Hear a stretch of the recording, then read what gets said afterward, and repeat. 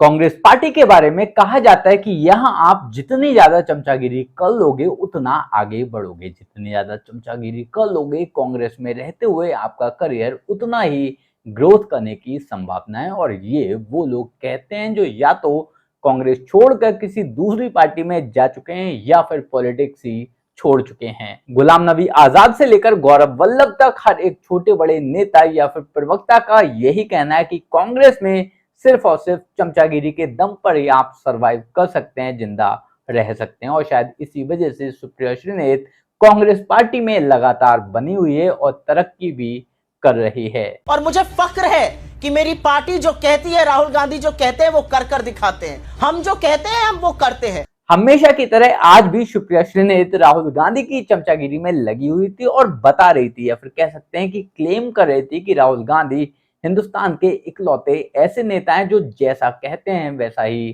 करते भी हैं। पर ये बंदी भूल गई कि सामने जो इंसान बैठा है वो सुधांशु त्रिवेदी है, जो न सिर्फ पास्ट को अच्छी तरह से जानता है बल्कि प्रेजेंट और फ्यूचर की भी नॉलेज रखता है, साथ ही साथ आपकी ज्योमेट्री भी बिगाड़ना अच्छी तरह से जानता है। और यही हुआ हमारे आज के इस डिबेट में। बाकी क्या जवाब दिए सुधांशु त्रिवेदी ने हमारे गाली वाली बाई को, चलिए देखते हैं। सुप्रिया जी, यहाँ पर सुधांशु जी कह रहे हैं कि न्याय पत्र के कौन से वादे आपने पूरे कर दिए। अगर हम राज्यों की बात कर ले वहीं पूरे कर लेते आप। प्रतिमा जी वही है ना, प्रतीक्षम किम प्रमाणम। बहुत अच्छा लगा इन्होंने ये सवाल पूछा। हमारी तेलंगाना की सरकार ने आज किसानों का 2 लाख रुपए जिस किसान के ऊपर कर्जा था वो माफ किया है। और मुझे फक्र है कि मेरी पार्टी जो कहती है, राहुल गांधी जो कहते हैं वो कर कर दिखाते हैं। महिलाओं के लिए फ्री बस सेवा करी है, महिलाओं के खाते में पैसा डालने का काम किया है हमारी सरकार ने। मुझे खुशी है इस बात की कि आज मैं आपके साथ शो कर रही हूं और हमारी सरकार ने आज ही किसानों का कर्जा माफ किया। आपकी तरह पूंजीपतियों का 16 लाख करोड़ माफ करके जी हजूरी नहीं करी है। इन्होंने कहा तेलंगाना में 2 करोड़ का किसानों का कर्ज माफ किया है। 2014 में इनकी जब केंद्र में सरकार थी तो पूरे भारत भर का तो 70,000 करोड़ का माफ किया था। अगर आप 2 लाख वहां किसान को दे सकते हैं तो 8,000 देने में क्या है, खटाखट दीजिए ना। अरे भाई 2 लाख वहां दे रहे हैं, 8,000 देने में क्या केंद्र में क्या ही सरकार दिक्कत तो होगी। नहीं दे पा रहे। मतलब बड़ा गजब का तर्क आप लोग देने का प्रयास करते हैं। एक बहुत इंपॉर्टेंट बात यहां पर करना चाहती हूं और एक हिंदू होने के नाते ये बात और करूंगी, क्योंकि प्रभु की लीला देखिए। जिस राम मंदिर के नाम पे आपने शंकराचार्यों के साथ दुर्व्यवहार किया, जिसके नाम पर आपने वैमनस्यता का माहौल फैलाया, जिसके नाम पर आपने इस देश की प्रथम आदिवासी महिला राष्ट्रपति को नहीं बुलाया, उस प्रभु राम ने क्या किया? आपको अयोध्या हराया, आपको चित्रकूट हराया, आपको सीतापुर हराया, आपको बस्ती हराया, आपको सुल्तानपुर हराया, प्रयागराज हराया, रामटेक हराया, नासिक हराया, कोपल हराया और रामेश्वरम हराया। ये सारी वो जगह हैं जो भगवान राम से कनेक्टेड है। 6 तो उत्तर प्रदेश में ही है। बड़ी बड़ी बातें कर रहे हैं उड़ीसा की। अरे उत्तर प्रदेश तो गढ़ माना जाता था, 80 में से 80 आने वाली थी, 36 पर पहुंच गए। जो आपने अयोध्या और वो विषय उठाया था, बिल्कुल हम ये बात मानते हैं, मगर आप याद करिए हमारे लिए राम चुनाव जीतने और हारने के विषय नहीं थे।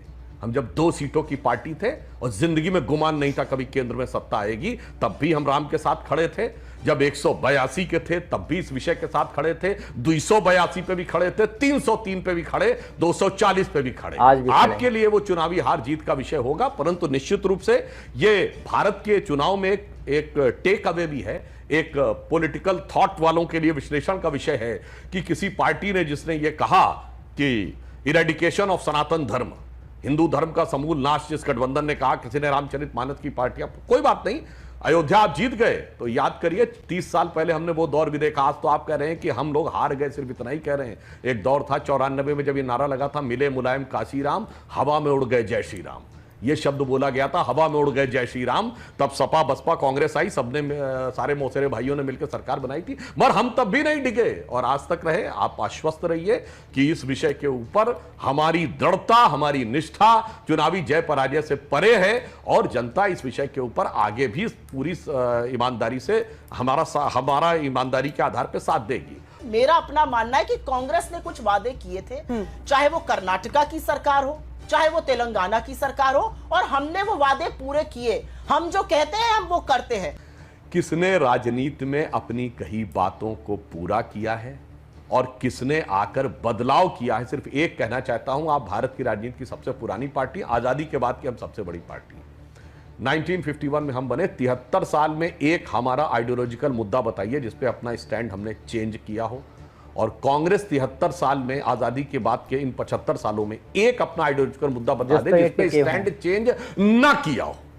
हर चीज पे स्टैंड चेंज कर दिया। बस ये अंतर है, तो सबको समझ में आता है कौन अपने विषय पे ईमानदारी से खड़ा रहता है और कौन मौसम के अनुसार बदलता रहता है। मणिपुर के मुद्दे का भी उन्होंने जिक्र किया था, अगर आप उस पर अपनी बात कहना चाहें। हाँ, मणिपुर वाले विषय पर भी मैं कहना चाहता हूं। याद करिए, पिछले संसद का सत्र इसलिए अवरोधित था कि नियम 267 के तहत ही बात होगी, जबकि राज्यसभा में उस पर चर्चा के लिए उपराष्ट्रपति ने कह दिया शुरू करिए, मगर विपक्ष सदस्यों ने रोका कि नियम 267 का मतलब होता सारा काम रोककर चर्चा होगी। अरे जब चर्चा हो रही तो काम रोकने की जरूरत नहीं थी। चलिए कोई बात नहीं, अगर सारे कार्य रोककर चर्चा होनी थी तो एनसीटी का बिल आया दिल्ली वाला, चूंकि आम आदमी पार्टी से गठबंधन करना था, वैसे उसने अब आपको धक्का दे दिया, तो काहे फिर तैयार हो गए, 267 का मुद्दा छोड़ दिया। अब आइए 267 में संबंधित मंत्री जवाब देता है, तो इन्होंने कहा नहीं, जवाब प्रधानमंत्री से चाहिए। चलो ठीक है, प्रधानमंत्री नहीं, पहले वक्तव्य चाहिए, फिर बयान चाहिए, फिर जवाब चाहिए। अरे वक्तव्य होने के बाद डिस्कशन ही नहीं होता है। और अंततः मणिपुर के मुद्दे पे अविश्वास प्रस्ताव लाया गया और जाके कोई चेक कर ले, 5% भी नहीं बोला विपक्ष वालों ने मणिपुर पे। और जब प्रधानमंत्री जी बोलने खड़े हुए तो छोड़ के चले गए। मगर मुझे आश्चर्य है कि दिल्ली में तो लाया गया अविश्वास प्रस्ताव, मणिपुर विधानसभा में मणिपुर सरकार के विरुद्ध अविश्वास प्रस्ताव क्यों नहीं? मणिपुर सरकार के विरुद्ध इंफाल में कोई प्रदर्शन क्यों नहीं? मतलब दिल्ली में राजनीति करनी है मणिपुर को लेकर, मगर प्रदेश में ना कोई प्रतिक्रिया करनी है, ना वहां पर कोई संवैधानिक व्यवस्था के बारे में कोई रिएक्शन देना। और यही है कांग्रेस का व्यवहार, यही है कांग्रेस। दिल्ली में तो ये लोग मणिपुर के बारे में बात करेंगे, हो हल्ला मचाएंगे, लेकिन मणिपुर में, मणिपुर के बारे में जरा सी भी आवाज नहीं निकालेंगे। पंजाब में आम आदमी पार्टी के बारे में कुछ और बोलेंगे, दिल्ली में आम आदमी पार्टी के बारे में कुछ और बोलेंगे, दिल्ली और यूपी में लेफ्ट पार्टियों के बारे में कुछ और बोलेंगे, और केरला में कुछ और बोलेंगे। और यही दोगलापन कांग्रेस की रगों में समाया हुआ है और शायद यही इन लोगों को लगातार डुबाया जा रहा है। उसके बाद भी ये लोग सीखने का नाम ही नहीं ले रहे। और खैर, इस बात पे इन लोगों की लगभग डबल सीटें आई हैं, मतलब 98 से 99 सीटें इन्हें लोकसभा में मिल गई हैं। तो अब तो बदलने की कोई उम्मीद भी नजर नहीं आती। बाकी आप लोग इस बारे में क्या सोचते हैं, कमेंट कर जरूर बताएं। जल्द मिलते हैं किसी नए वीडियो में नए टॉपिक के साथ। तब तक गुड बाय, नमस्कार, जय हिंद।